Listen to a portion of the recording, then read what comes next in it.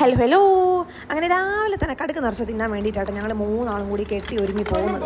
ആ ലുക്ക് ഒന്ന് കംപ്ലീറ്റ് ആക്കാൻ അപ്പോൾ കൂടെ ഒരു കൂളിംഗ് ഗ്ലാസ് വെച്ച് കൊടുത്ത് കടുക്ക് തിന്നാൻ തോന്നുന്ന കൊതിയുണ്ട് കേട്ടോ. നാളെ കുണി നിൽക്കുക എന്താ റോഡിലേക്ക് ഒന്ന് ഇറങ്ങിക്കുകയാണെങ്കിൽ പിന്നെ അപ്പക്കൂട്ടിന് വേണ്ടാത്തതൊന്നും ഉണ്ടാവില്ല. അതുകൊണ്ട് ഞാൻ വീട്ടിൽ നിന്ന് ഒരു ബോൾ 1-2 ടോയ്സ് ഒക്കെ എടുത്ത് കൈ പിടിച്ചിട്ടാണ് പോകുന്നത്. ഇതാണ് കേട്ടോ അപ്പക്കൂട്ടിൻ്റെ സീറ്റ്. അങ്ങനെ തന്നെ ഞങ്ങൾ കൂളിംഗ് ഗ്ലാസ് ഒക്കെ വെച്ച് റെഡിയായി. Let's go guys. ഈ കാക്കക്കുട്ടി കലർന്ന പോലെ വർത്തമാനം പറയുന്ന മൂപ്പർക്ക് ഒരു ബുദ്ധിമുട്ടായതുകൊണ്ട് വർത്തമാനം പറയാത്ത ഒരു പാണ്ട തലയാട്ടിക്കൊണ്ടിരിക്കും. പക്ഷേ അത് മൂപ്പർക്ക് ഒരു എന്റർടൈൻമെന്റിന് വേണ്ടി മൂപ്പരെന്നെ വാങ്ങിച്ചു വെച്ചോട്ടോ. അങ്ങനെ ഞങ്ങൾ ഇതാ പോയി കോഴിക്കോട് ബീച്ചിലെത്തി. അപ്പക്കൂട്ടിനെ അവിടെ എന്നെ എന്തിനാ കൊണ്ടുവന്നേ കാറ് നിറക്കാൻ അല്ലെങ്കിൽ എന്നുള്ള ഭാവത്തിലാണ് ഈ ബംഗാളിയാണ് കേട്ടോ ഞങ്ങളുടെ സാധനങ്ങളൊക്കെ പിടിക്കാൻ വന്നത്. അങ്ങനെ ബംഗാളിനെ കൊണ്ട് ഞാൻ ചായയും കുറച്ച് കടികളും ഒക്കെ വാങ്ങിച്ച് അതെല്ലാം കഴിച്ച് അപ്പക്കൂട്ടൻ ഇതാ മത്തി വേല തുണക്കാനിട്ട പോലെ അവിടെ പോയി നിൽക്കുന്നുണ്ട്. എന്ത് കണ്ടിട്ടാണോ വിദുരത്തിലേക്ക് കണ്ടു നോക്കിയിരിക്കുന്നത്. മധുരടാണ്ടാന്ന് പറഞ്ഞപ്പോഴേക്കും ചേട്ടൻ തീരെ മധുരടാന്നൊരു ചായ അങ്ങോട്ട് തന്നു. അങ്ങനെ ഇതാ കടലിൽ ചാടേണ്ടതാ ഉണ്ണി എന്ന് പറഞ്ഞ അച്ഛൻ പിടിച്ചോണ്ട് വരുന്നുണ്ട്.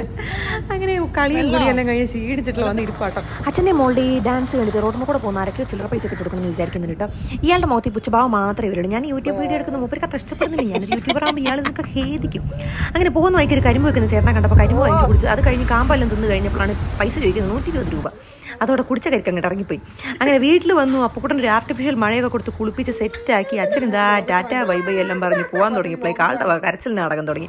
അങ്ങനെ അച്ഛൻ എന്താ സ്കൂട്ടറിൽ അങ്ങോട്ടും ഇങ്ങോട്ടും റൗണ്ടൊക്കെ അടിച്ച് തിരിച്ചു കൊണ്ടുപോയിട്ട് അച്ഛൻ ഇതാ ലേറ്റായി ഓഫീസിലേക്ക് ടാറ്റ ബൈ ബൈ എല്ലാം പറഞ്ഞ് പോയി.